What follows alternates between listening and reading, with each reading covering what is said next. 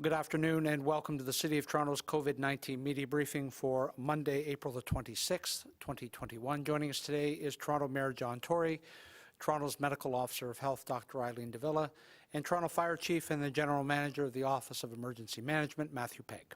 Mayor Tory. Well, thank you, Brad, and good afternoon.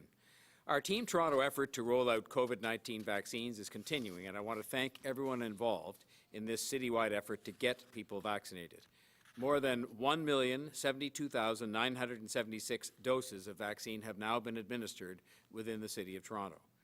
Even with the limited vaccine supply we have right now, we have vaccinated more than 1 in 3 adults in Toronto. We are making progress, and that progress must continue.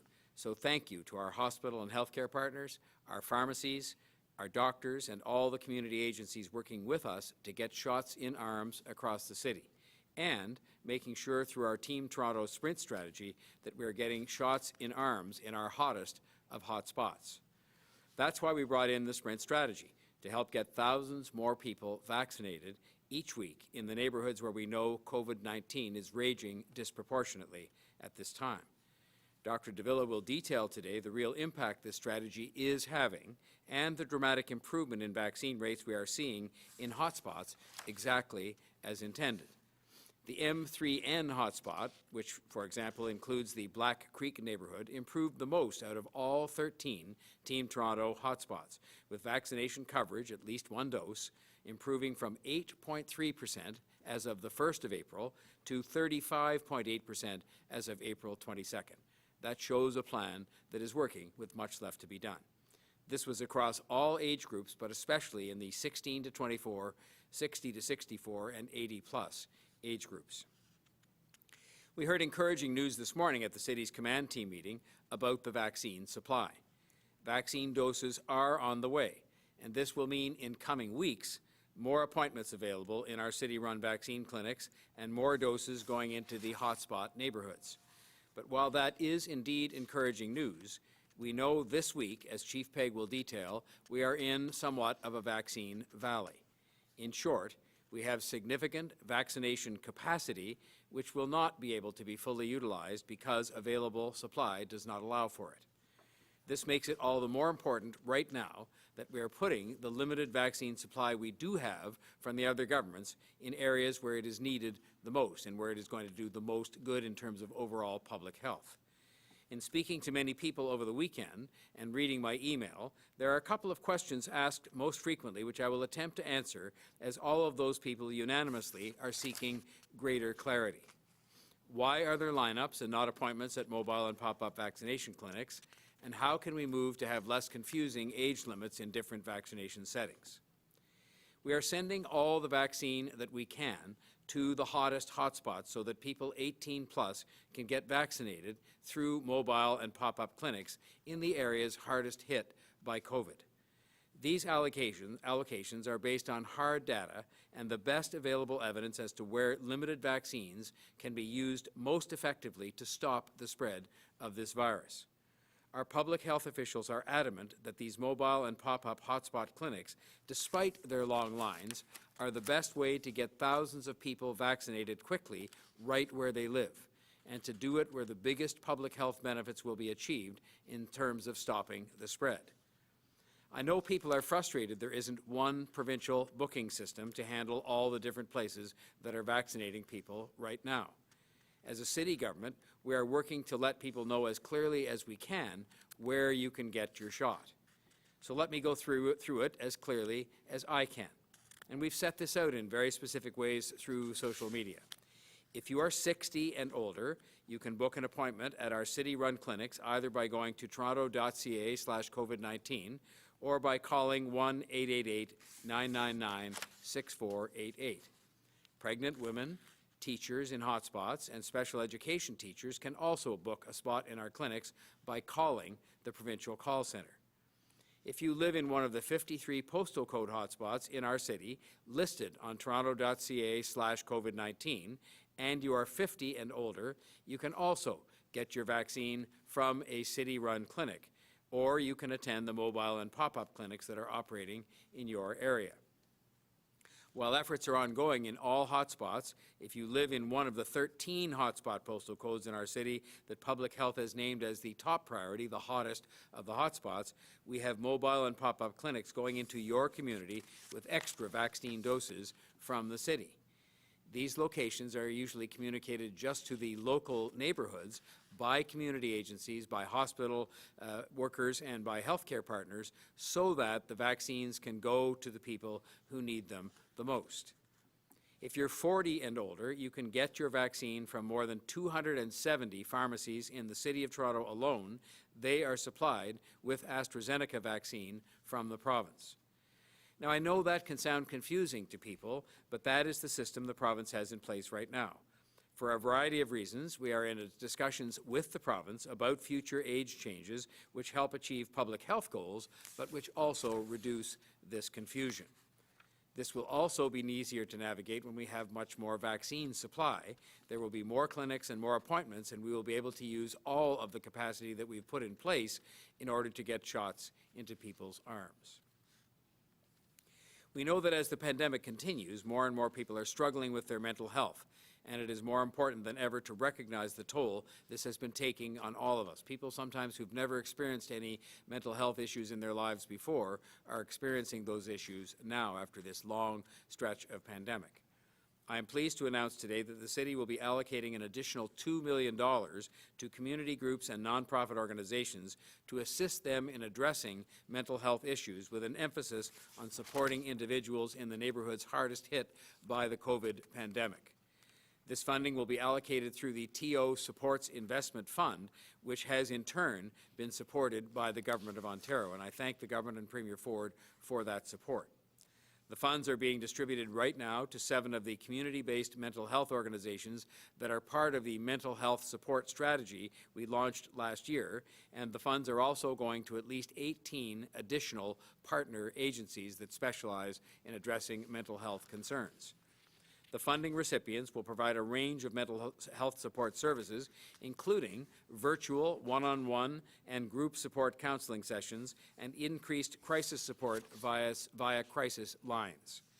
Toronto residents can access this free 24/7 mental health support from the safety of their own homes through text, online, or by phone, simply by calling 211 or visiting 211toronto.ca.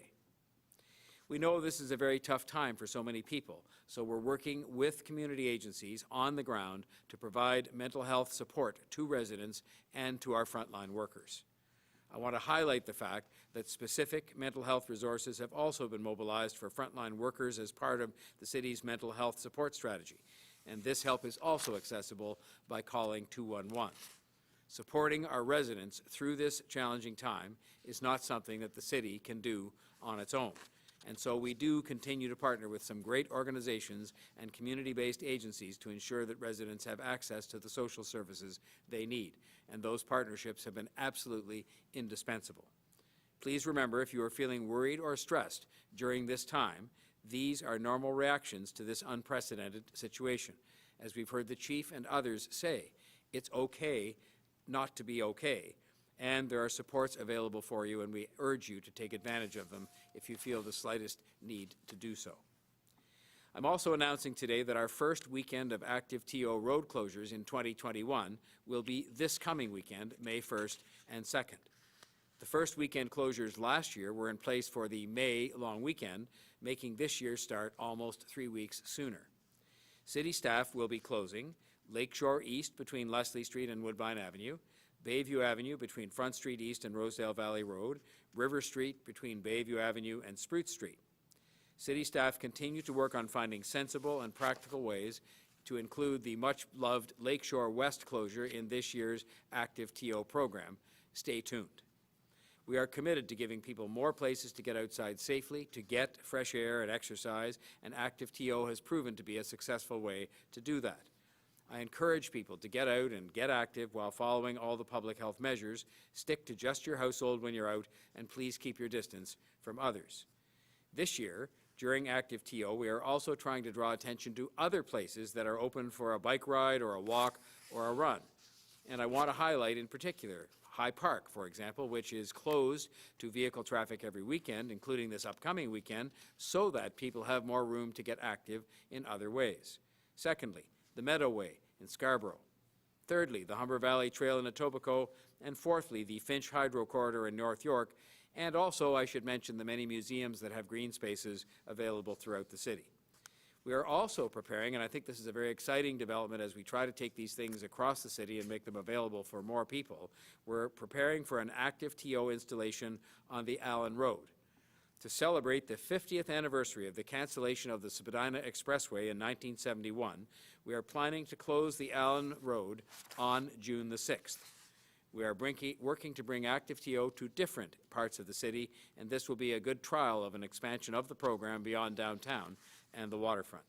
I want to thank local councillor Mike Cole for bringing this idea forward. I sensed that the city was a bit quieter this weekend, and that reduced level of activity and contact, wherever possible, together with our robust vaccination program, those two things are key to getting us through this devastating third wave.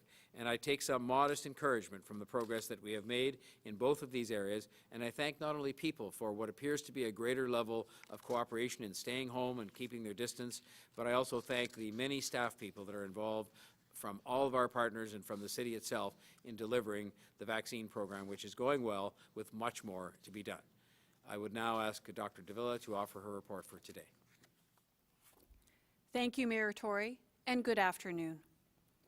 Today, I am reporting 1,101 new cases of COVID-19.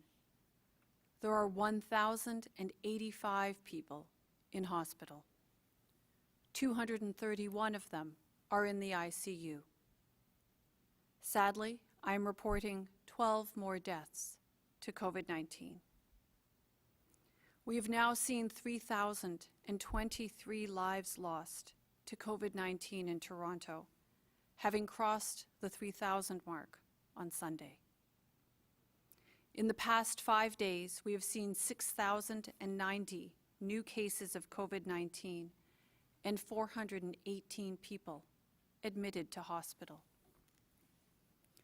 There are two stories unfolding at the same time. Good news and bad news on parallel tracks. The unrelenting toll the COVID-19 variants are taking, and the success we are seeing in delivering vaccinations. In the healthcare system, the heavy stress and emotional burdens continue, yet our access to vaccines is improving and increasing. We anticipate that will continue, even if we cannot promise it will be entirely smooth sailing each week. The hotspot strategy is yielding significant results in delivering vaccinations in areas where the threat of spread is greatest.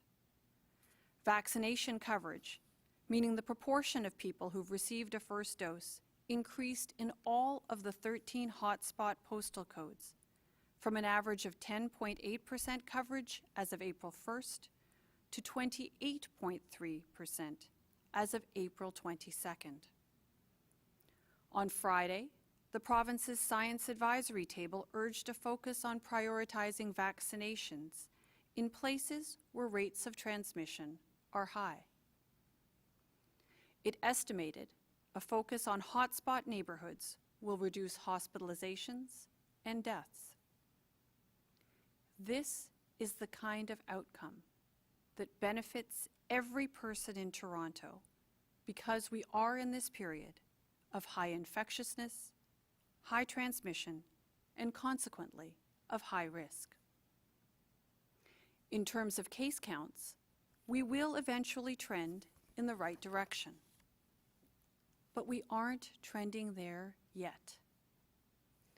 That is why public health measures remain strictly necessary and why even the vaccinated have to tread very carefully for many weeks to come. Last Friday, a new Section 22 class order took effect that applies to workplaces with COVID-19 outbreaks. Today, my team at Toronto Public Health reviewed the findings of investigations underway. There will be 8 partial closures in instances where the findings indicate the entire operation does not need to shut down. There will be 4 full closures. Instructions to these organizations are underway today. Once they have received written notice, the instructions require immediate action. At that point, we will provide the names of the enterprises directed under the order. We will begin to post business closures later today after they have been properly notified. After today, we will update business closures each Thursday on our dashboard, when we also publish the status of workplace outbreaks, unless there are circumstances where we need to provide public notification. I hope people find reassurance in the existence of this order. It is meant to reduce risk on a carefully applied basis. Any application will be the result of what the public health investigation provides.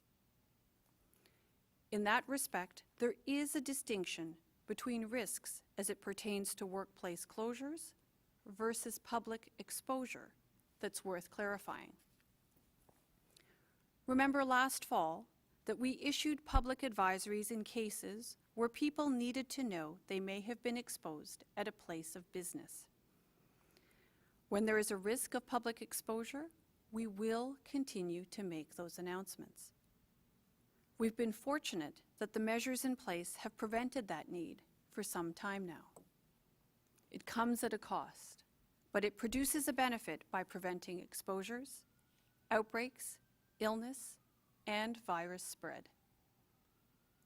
The purpose of the new order is to separate people who may be infecting each other throughout the duration of the workday and then taking those infections home, which under the stay-at-home order is where most people should be spending the majority of their time these days when they can. In our experience tracking workplace outbreaks, at this time, the majority of the workplaces where the new order would apply will not often or usually be places where the general public goes. So the priority, the real difference the order seeks to make, is in getting employees apart first and reducing the threat of subsequent spread and serious illness to their families and those they see regularly where they live. Because the majority are working in places with no public access or public access greatly limited by the stay-at-home order or by operating requirements in place to support infection prevention and control. At this point in the pandemic, given the extent and the ease of transmission everywhere, I'm reluctant to characterize case counts as plateauing. Whatever the trend in case counts, I am certain of this.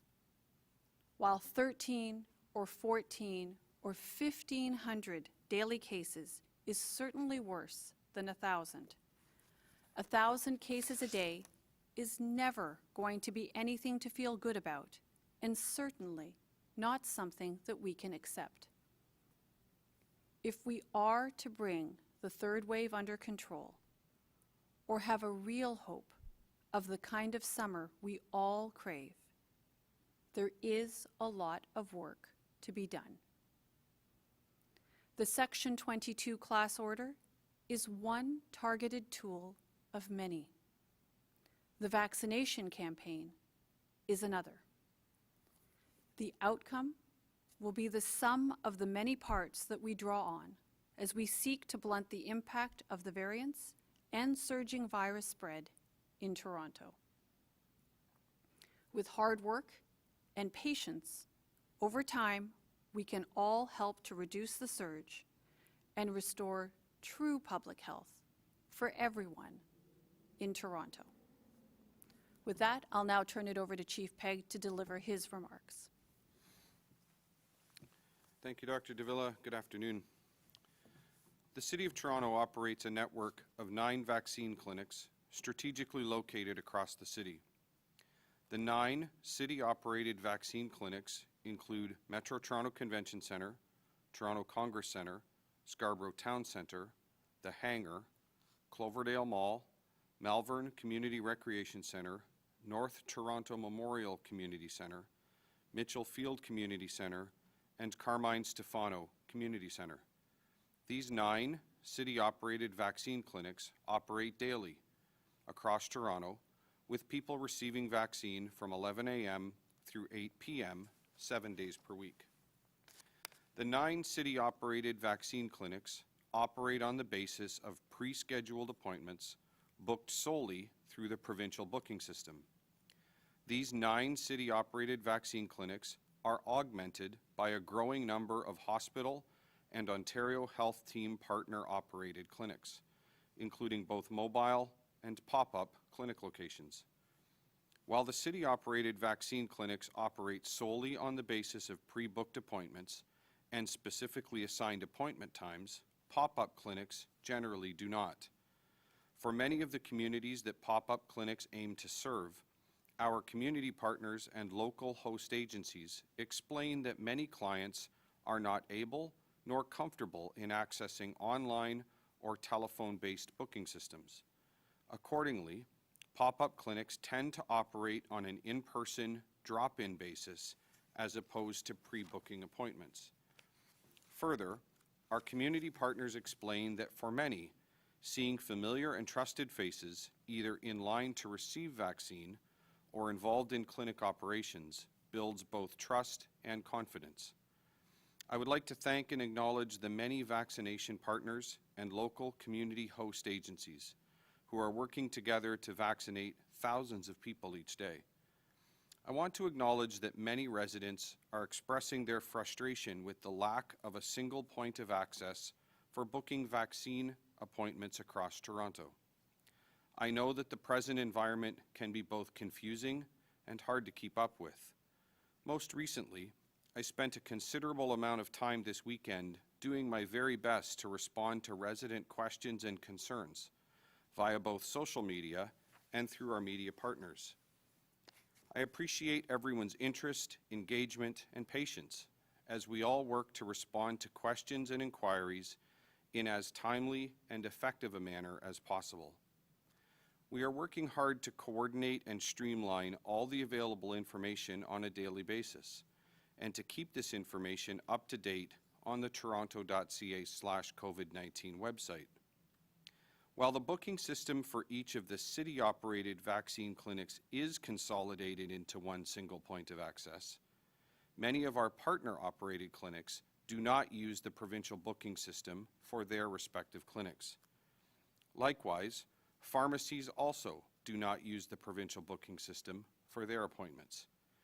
As such, we encourage everyone to monitor the following sites for accurate and up-to-date information on booking vaccine appointments: toronto.ca/COVID-19 for all city-operated clinics, vaccineto.ca for hospital and Ontario Health Team operated clinics, and the relevant pharmacy website for appointments in pharmacies. I'm very pleased that yesterday we were able to open another block of vaccine appointments in city-operated clinics. This block of appointments is available between May 10th and May 16th. More than 60,000 individual appointments are available that week.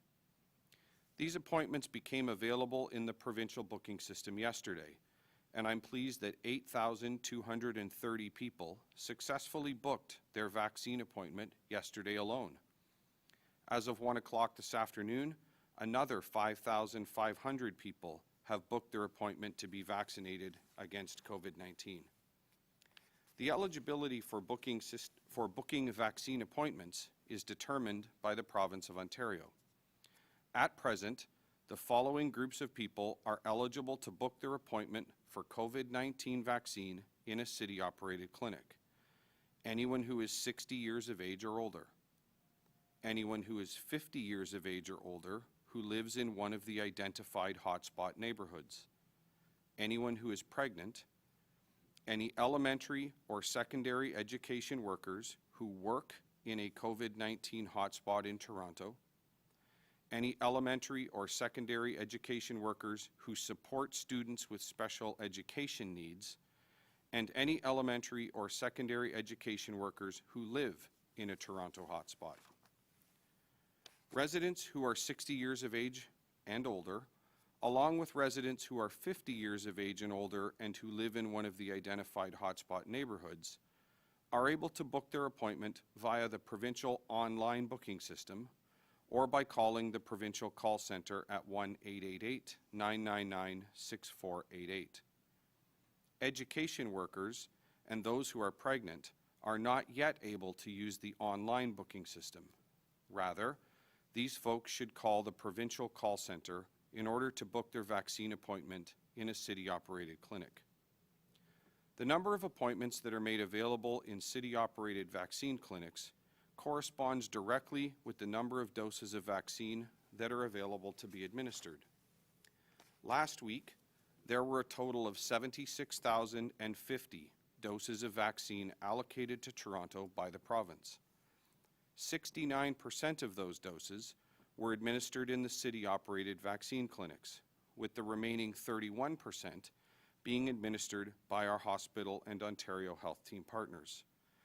This lower than expected supply of vaccine was the result of unanticipated vaccine supply chain issues. This week, a total of 107,640 doses of vaccine have been allocated to Toronto. In support of the ongoing sprint strategy that Dr. Davila and Mayor Tory announced last week, 59% of the total available vaccine is being allocated to our hospital and Ontario Health Team partners and in support of hotspot mobile and pop-up clinic operations. Next week, Toronto is expecting to receive a total of 297,730 doses of vaccine, assuming the shipment of vaccine arrives as planned. 73% of that total will be allocated to our hospital and Ontario Health Team partners in support of hotspot mobile and pop-up clinic operations, with the remaining 27%, equaling 80,730 doses, being allocated for use in city-operated vaccine clinics. The Province of Ontario determines eligibility and sets the parameters for booking appointments via the provincial booking system. We are in ongoing discussions with our provincial counterparts with respect to opening the provincial booking system to a wider group of residents. While those details have yet to be confirmed, we expect that the eligible age ranges will again be lowered moving forward. As vaccine availability begins to increase in May, we are prepared to both expand the number of appointments that are available in city-operated clinics, as well as... Good afternoon, everyone. My first question is for Mayor Tory, and maybe Dr. Davila will have some thoughts on it as well. Earlier today, Provincial Health Minister Christine Elliott said that the province is considering allocating 50% of its vaccines to hotspot neighborhoods. That would, of course, include several postal codes in Toronto, and I was wondering how you feel about that proposed idea.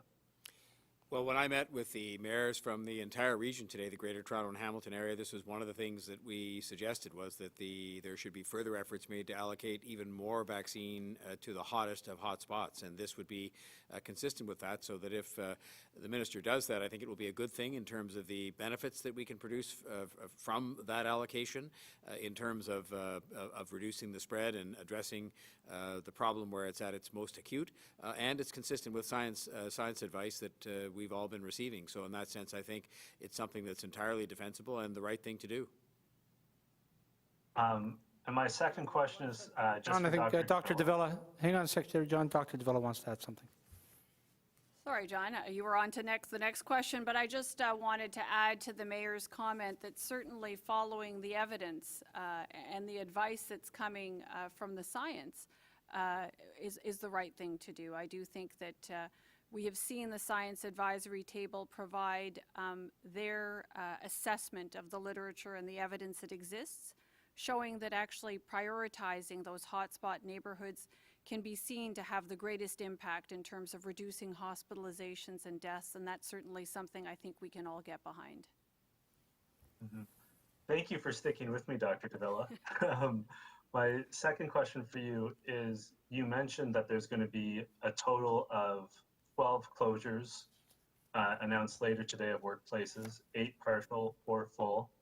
I was wondering, are you surprised that at that number of workplaces that will need to be closed in some capacity? And what kind of impact do you think this will have on Toronto's infection spread? So, you know, John, it's a new process that we're undertaking. I think we're all learning as we're going through.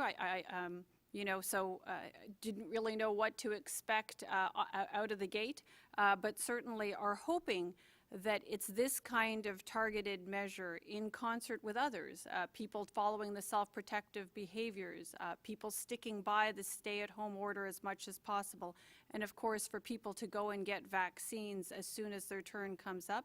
It's the whole suite of these activities that we're hoping will make the difference, help us reduce the surge that we're seeing now, bend that curve, and really get us to the other side of this pandemic. So we're looking forward to seeing how our public health measures taken all together hopefully have that effect sooner rather than later. Okay, thank you, John. We'll go next to Matt Bingley from Global News. Matt, go ahead, please. Businesses that are being under the Section 22. Sure, Matt, I'll do my best to do that, recognizing that each circumstance will have its own unique characteristics and findings, and it will depend on the specifics of the investigation. But the notion here is to try to focus the application of the order in a manner that actually reduces the risk. And I think the way I would describe it is that it right sizes the solution or the application of the order to the circumstances that you see. So there's an investigation that has to occur in the case of these workplace COVID-19 outbreaks and clusters. And what happens is that the investigator understands and works with the workplace to figure out what's happening, tries to determine where the transmission seems to be occurring. And if there is a particular area that's affected, sometimes it's a section, sometimes it's a team, sometimes it's a shift.